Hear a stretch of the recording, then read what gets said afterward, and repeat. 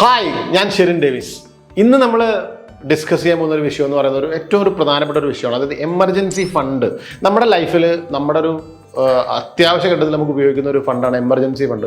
ഇത് നമുക്ക് എന്തിനാണ്, അല്ലെങ്കിൽ അതിൻ്റെ ഒരു ആവശ്യമുണ്ടോ എന്നുള്ള കുറേ കാര്യങ്ങൾ നമ്മളിന്ന് ഡിസ്കസ് ചെയ്യും. അതായത് നമുക്ക് പെട്ടെന്നൊരു നമ്മുടെ ജോലി നഷ്ടപ്പെട്ടു, അല്ലെങ്കിൽ നമുക്കൊരു മെഡിക്കൽ എമർജൻസി വന്നു, അല്ലെങ്കിൽ നമ്മുടെ ഒരു വീടിൻ്റെ റിപ്പയർ, അതൊരു പക്ഷേ അത്ര എമർജൻസി ആയിട്ട് വരുന്നില്ല, എങ്കിലും നമുക്കൊരു വീട് റിപ്പയർ ചെയ്യുന്നു. അങ്ങനെ ഒരു എമർജൻസി സിറ്റുവേഷനിൽ നിങ്ങൾ ഒരു പക്ഷേ നിങ്ങളുടെ ബഡ്ജറ്റ് ചിലപ്പോൾ നമുക്ക് മാനേജ് ചെയ്യാൻ പറ്റുന്നില്ല. അപ്പോൾ നമ്മൾ മനസ്സിലാക്കി മുൻകൂട്ടി മനസ്സിലാക്കി സെറ്റ് ചെയ്യുന്ന ഒരു ഫണ്ടാണ് ഒരു കണ്ടിൻജൻസി എമർജൻസി ഫണ്ട് എന്ന് പറയുന്നത്. അപ്പോൾ അതിൻ്റെ പ്രാധാന്യം എന്താണെന്ന് നമ്മൾ മനസ്സിലാക്കാൻ പോകുന്നു. പിന്നെ അത് എങ്ങനെ സൂക്ഷിക്കണം, എവിടെ സൂക്ഷിക്കണം എന്നുള്ള കാര്യം കൂടെ നമ്മളിന്ന് ഏറ്റവും വിശദമായിട്ട് നമ്മൾ പഠിക്കും. അപ്പോൾ നിങ്ങൾക്ക് ഇത് ഏറ്റവും പ്രധാനപ്പെട്ട ഒരു വിഷയമാണ്, ഏറ്റവും പ്രധാനപ്പെട്ട ഒരു സബ്ജക്റ്റാണ്. അപ്പോൾ നിങ്ങൾ തീർച്ചയായിട്ടും സ്കിപ്പ് ചെയ്യരുത്, മുഴുവനായിട്ടും കാണുക. Welcome to our channel the money കോൺട്രറിയൻസ്.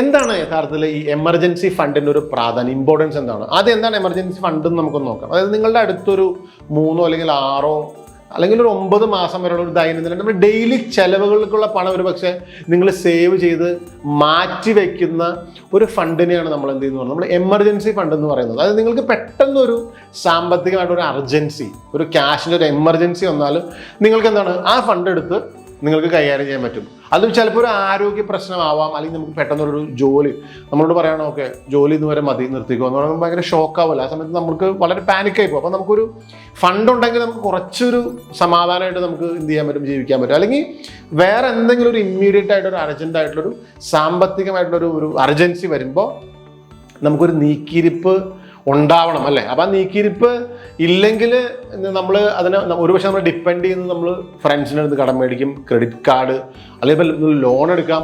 അപ്പോൾ എന്താ സംഭവിക്കുക, നമ്മൾ കടത്തിൽ നിന്നും ഓൾറെഡി നമുക്കൊരു ഫൈനാൻഷ്യൽ ആയിട്ടുള്ള വലിയ ലയബിലിറ്റിയും കാര്യങ്ങളൊക്കെ നമുക്കുണ്ടാവും. നമുക്ക് ജോലി നഷ്ടപ്പെടുന്നു, അല്ലെങ്കിൽ നമുക്കൊരു ഹെൽത്ത് ഇഷ്യൂ വരുന്നു, അതിൻ്റെ കൂടെ നമ്മൾ കടത്തിലേക്ക് കൂടെ പോയി കഴിയുമ്പോൾ അതൊരു വലിയ പ്രശ്നമാവും, അല്ലേ? അപ്പോൾ അതിന് പകരം നമ്മൾ കീപ്പ് ചെയ്യുന്ന ഒരു ഫണ്ടാണ് എന്താണ് എമർജൻസി ഫണ്ട് എന്ന് പറയുന്നത്. മാത്രമല്ല, ഇപ്പോൾ അങ്ങനെ ഒരു സാഹചര്യത്തിൽ ഇപ്പോൾ കയ്യിൽ കുറച്ച് പൈസ ഇല്ലെങ്കിൽ നമുക്ക് ഭയങ്കര സ്ട്രെസ്സ് ഉണ്ടാവും, അല്ലേ?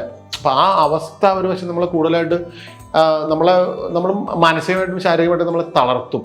അപ്പോൾ നമ്മുടെ ഒരു സാമ്പത്തിക വളർച്ചയുടെ ഒരു ഫസ്റ്റ് സ്റ്റെപ്പ് എന്ന് പറയുന്നത്, അല്ലെങ്കിൽ ഏറ്റവും പ്രയോറിറ്റി ഇപ്പം നമ്മുടെ ലൈഫിൽ നമ്മളുടെ മക്കൾക്ക് വേണ്ടി നമ്മൾ സേവ് ചെയ്യുന്നത്, നമ്മുടെ റിട്ടയർമെൻറ്റിന് വേണ്ടി സേവ് ചെയ്യുന്നത്, നമുക്കൊരു വീട് പണി. ഇപ്പം ഞാൻ പറയുകയാണെങ്കിൽ നമ്മുടെ വീട് പണിയേക്കാളും നമ്മൾ കാറ് മേടിക്കുന്നതിനേക്കാളൊക്കെ ഏറ്റവും അർജൻറ്റ് എന്ന് പറഞ്ഞാൽ നമുക്കൊരു എമർജൻസി ഫണ്ട് കീപ്പ് ചെയ്യുക എന്നുള്ളതാണ്.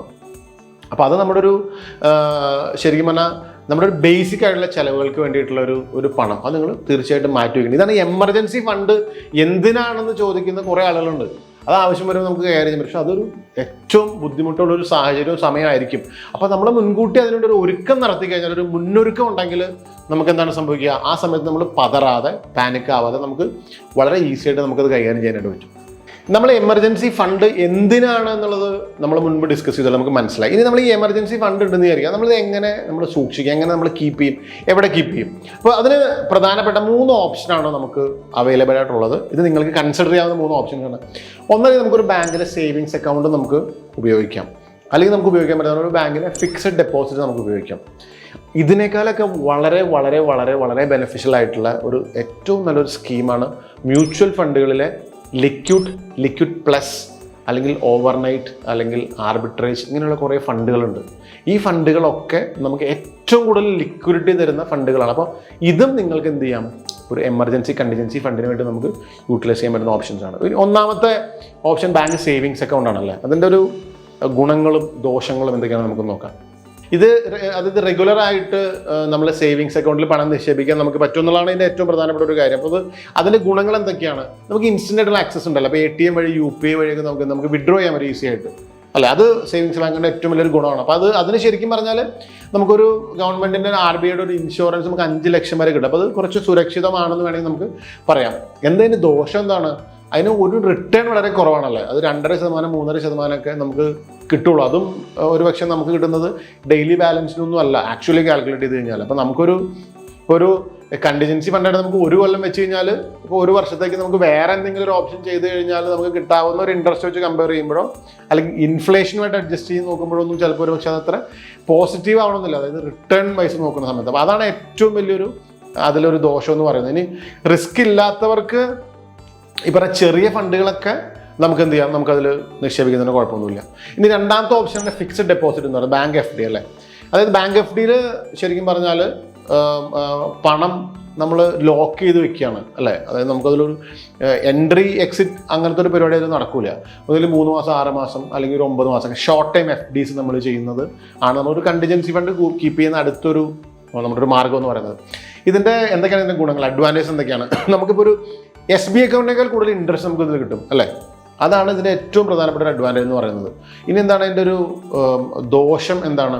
അതായത് ലോക്ക് ഇൻ പീരീഡ് ഉള്ളതുകൊണ്ട് നമുക്ക് പ്രീമച്വർ, അതായത് നമുക്ക് ഒരു 9 മാസം കിട്ടി കഴിഞ്ഞാൽ 8 മാസം നമുക്ക് വിഡ്രോ ചെയ്ത് കഴിഞ്ഞാൽ അതിന് ഇൻട്രസ്റ്റ് റേറ്റ് കുറയും അല്ലേ. അപ്പോൾ നമുക്ക് അങ്ങനെ ഒരു ലിക്വിഡിറ്റി പൂർണ്ണമായിട്ടുണ്ടോ എന്ന് വെച്ച് കഴിഞ്ഞാൽ ലിക്വിഡിറ്റി നമുക്ക് പൂർണ്ണമായിട്ടില്ല, ഇൻട്രസ്റ്റ് റേറ്റ് വെച്ച് നമ്മൾ കമ്പയർ ചെയ്ത് നോക്കുന്ന സമയത്ത് അല്ലേ.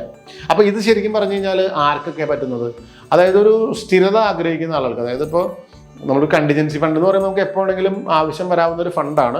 അപ്പോൾ ഇതിലൊരു പ്രധാനപ്പെട്ട ദോഷം എന്ന് പറയുന്നത് ഈ പ്രീ ക്ലോഷർ ചാർജസ് ഉണ്ടാവും എന്നുള്ളതാണ്. ഇപ്പോൾ നമ്മൾ 5% ഇൻട്രസ്റ്റ് ആദ്യം പറഞ്ഞ് 9 മാസം കിട്ടി കഴിഞ്ഞാൽ ഒരു 6 മാസം കഴിയുമ്പോഴേക്കും നമുക്ക് അത്ര ഇൻട്രസ്റ്റ് കിട്ടണമെന്ന് ഇല്ല.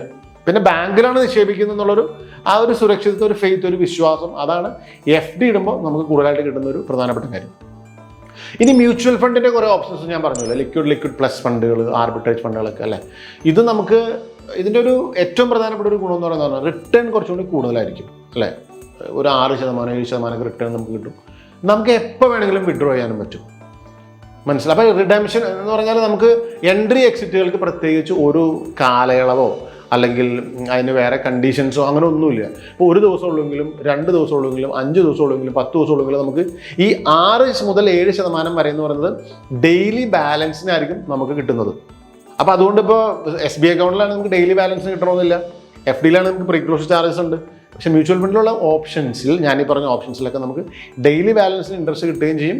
നമുക്ക് പ്രീ ക്ലോഷർ ചാർജുകളോ അങ്ങനത്തെ സാധനങ്ങളൊന്നും അതിലില്ല എന്നുള്ളതാണ് മ്യൂച്വൽ ഫണ്ടിൻ്റെ ഏറ്റവും വലിയൊരു ഗുണം എന്ന് പറയുന്നത്.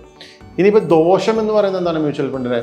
അതായത് ചില ഫണ്ടുകളിൽ ഇപ്പോൾ ഒരു ഓവർനൈറ്റ് അല്ലെങ്കിൽ ലിക്വിഡ് ഫണ്ടുകളിൽ നമുക്ക് അധികം റിസ്ക് ഇല്ല, കാരണം അതിൽ ഏറ്റവും സേഫ് ആയിട്ടുള്ള ഇൻവെസ്റ്റ്മെൻ്റ് ആണ് ഈ പറഞ്ഞ രണ്ടും എന്ന് പറയുന്നത്.